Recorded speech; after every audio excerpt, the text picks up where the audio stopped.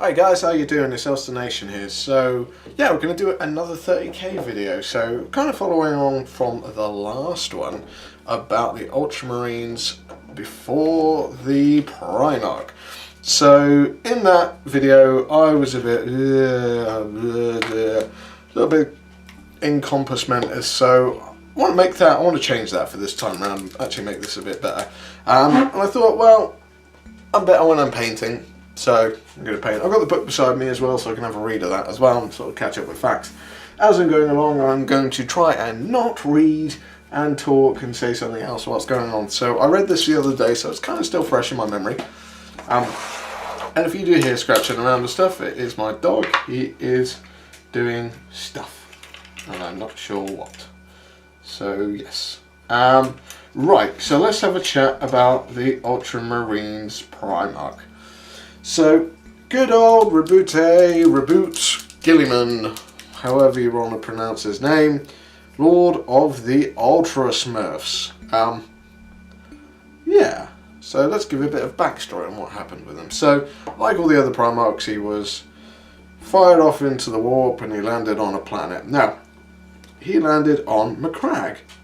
Now, Macragge was a section of space where they'd basically been separated off from the rest of them. They had some sort of space travel, but they didn't have like massively great space travel, so they could still communicate with like the sort of neighbouring planets and systems sort of thing. So it was quite sort of well to do, and it was quite successful, if you could say, as the planet goes. Yeah, it was quite successful. So what happened is he landed and a load of magnates found him. Basically, as far as I understand it, the term magnates, they are lords of trade and stuff like that, so they'll own factories and bits and bobs like that. And they brought the baby child of Roboute Guilliman to the leader at the time, or one of the leaders, I believe. I realise I don't have a water brush. Back in 2 seconds, bit of a jump cut here. Okay, we're back. Sorry about that. Got a water pot now, and also my dog is trying to eat some fluff, and I don't know where said fluff came from, so I had a quick scout around about that. But yes, I digress a bit. So, Roboute Guilliman was brought in front of Conor, which I believe was one of the ruling dudes. It might have been one of two, I can't remember, to be honest with you. And he said, I'll adopt him. So, yeah. Roboute had a dad that was kind of high up in society and everything like that. So it was a pretty good start to him. Now, he was basically scholared in pretty much everything. It says in the book, by the age of 10, he was basically challenging all his masters and comprehending things that they could only just barely understand, sort of thing. And also he was trained in the art of warfare, which was held in quite high regard on Macragge. So he started learning about warfare, and what happened is when he became like an age, they decided to he was going to go off to the north and sort out some do-gooders. Oh no, or basically ruffians, I don't know, some sort of bad dudes or something like that. And so he went off with his army and went to conquer them. And when he came back, he found that the city-state was in flames. And his, basically where his dad resided, was pretty much smashed to pieces.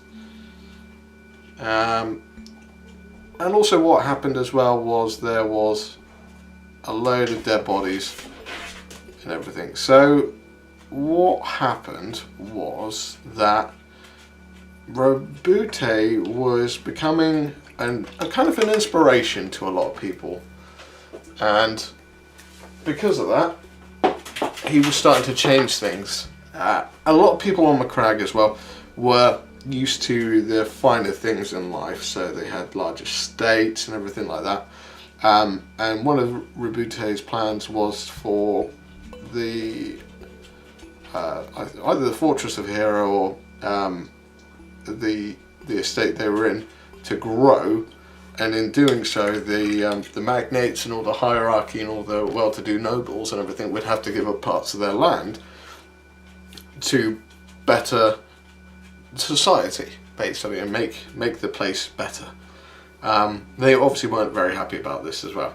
Also, there was basically, there's no really other words for it. They were, all the nobles and stuff, they were using slaves, and these people were do all the housework, and they were slaves really.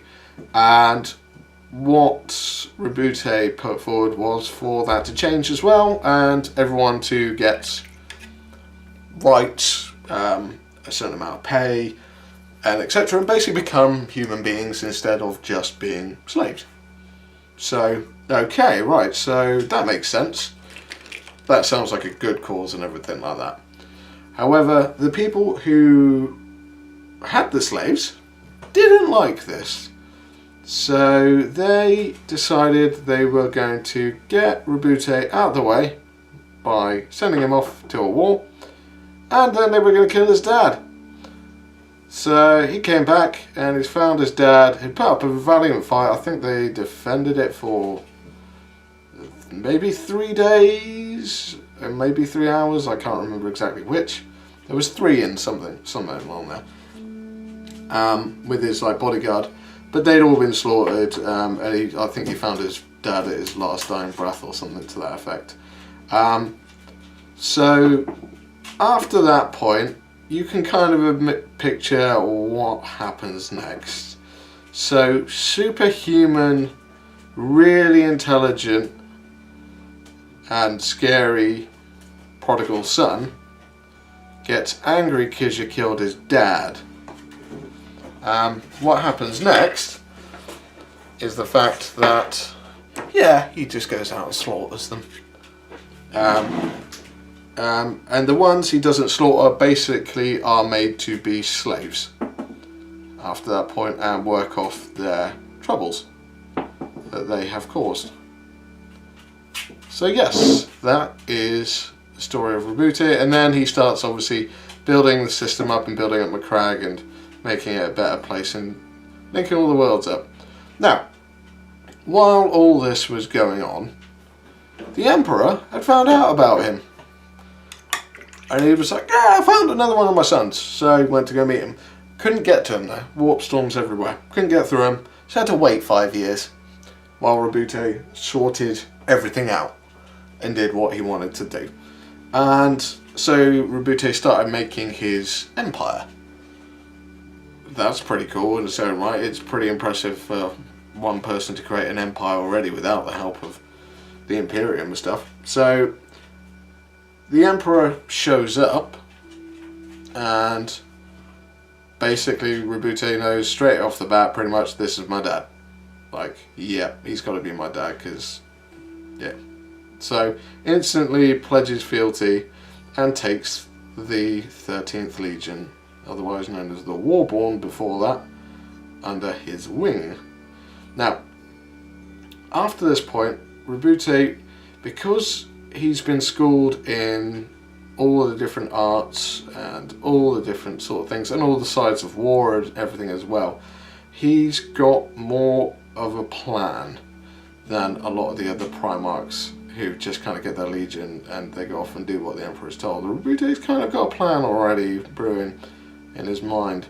So he takes the legion, and yes, he goes out to conquer the stars in the name of the Emperor. But he's also, because he understands pretty much everything, he understands that war is only good as its supply chains and everything like that. So you can't carry on feeding a war unless you've got good supply chains and good infrastructure to be able to maintain that.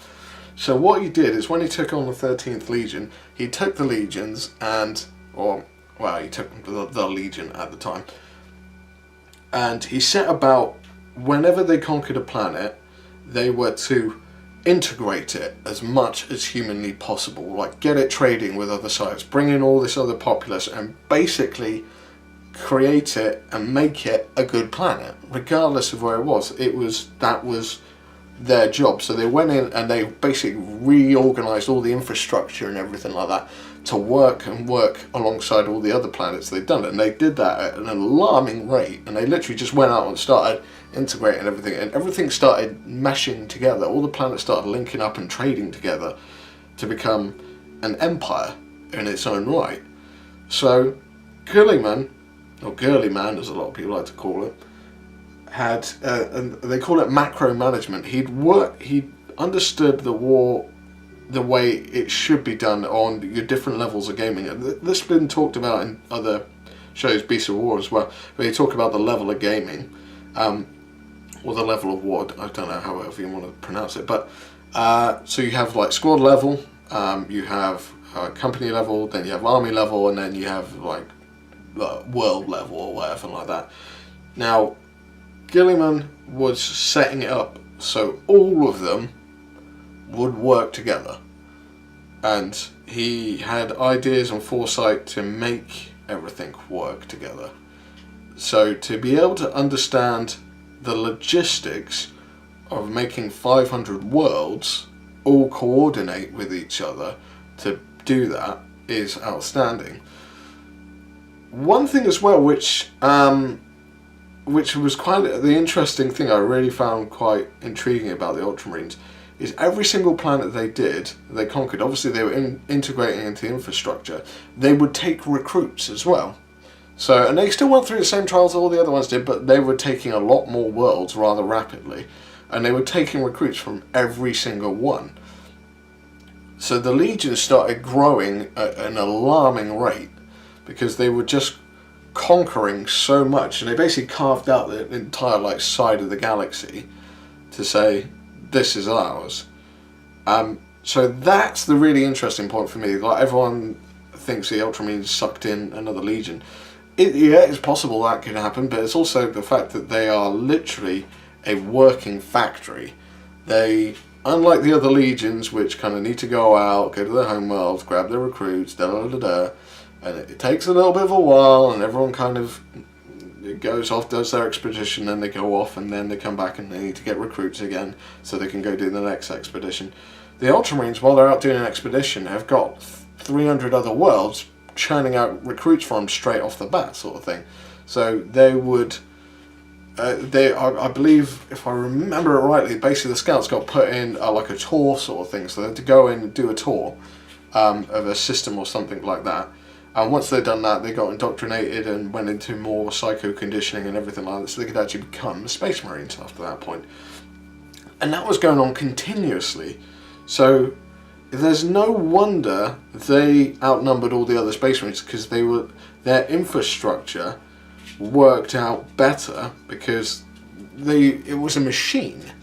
It wasn't like the other legions who were all like, I'm going to take all my legion and go off to war. The Ultramarines had bucket loads, and more, they just kept on producing more. As I said, it's their own internal factory, which makes them truly an outstanding legion, because they just carry on. They produce so much, and then they started making worlds and linking up, so to the point where you'd have 5 worlds which are kind of like the core points, and then they would mesh around another like 16, 20 worlds and stuff like that, and then they would mesh with other ones, but they all link up in like a big spider web to work with each other and coordinate each other. It's kind of interesting reading the books and everything. The Black Library books, the Visions of Heresy, contradict the Black Library books written by Dan Abnett and the Forge World books as well. So if you ever want to see about a contradiction, read the Visions of Heresy about the Ultramarines, because they say that like 3/4 of the Ultramarines get bashed by the Word Bearers at Calth, and get sort of 3/4 of the fleet get knocked out, and that's different to what I think in No Fear they said something like 1/3 of them got bashed or something like that.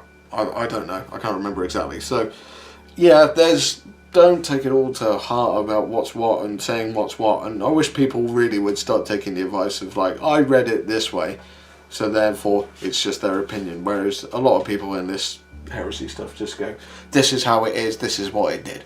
You're like, no, that doesn't really gel. I've watched one too many videos recently where I'm controlling my own nerd rage, and it's dumb because I've talked about nerd rage and I don't like it. So every time I'm like, oh no, that's not how, and I went, no, wait, shut up. So anytime, I'm going to pretty much try and remind everyone on this every single time I do one of these videos. Remember, it's just your opinion. It's not, you're not right. It's just your opinion. That's it. And we should all take a leaf out of that, because then it makes life a lot easier. It's just everyone's a lot more friendly and everything like that. So you read it your way, and everyone's got more freedom to do what they want because they read it their way, so they can do it their way. There's nothing stopping you. But yeah, for all the people that are saying that it's done this way, please just stop talking. You just stop. Just say it's your opinion, and then you've covered all grounds. So yeah, this is the interesting part, because obviously after the 13th Legion they had a big old flop before they met the Primarch. So they did a big old flop, and they're really determined to conquer worlds and stuff like that. Primarch comes along, and they start going absolutely bananas on it, and they're really determined to conquer worlds, and their Primarch is really determined to conquer worlds and integrate them and make one giant galactic empire in its own right. So yeah, that's an interesting point about when Guilliman met up with the 13th Legion. One thing as well that's said to be about Guilliman is he constantly adapted. He took traits from other legions and he adapted and used them and made them work for himself. He didn't stick to one regime, he adapted everything so everyone could do different stuff. The dog has now found a bottle, so this might have to end pretty soon. But yeah, if you ever want diversity, the Ultramarines are probably it, because you can kind of tailor them to whatever you want to do. I know you can do that in any other legion anyway, but the Ultramarines generally do adapt. That's what they're good at. They find different ways, and they talk about the practical and the theoretical. So the practical is what they will probably have to do. The theoretical is what they think could happen,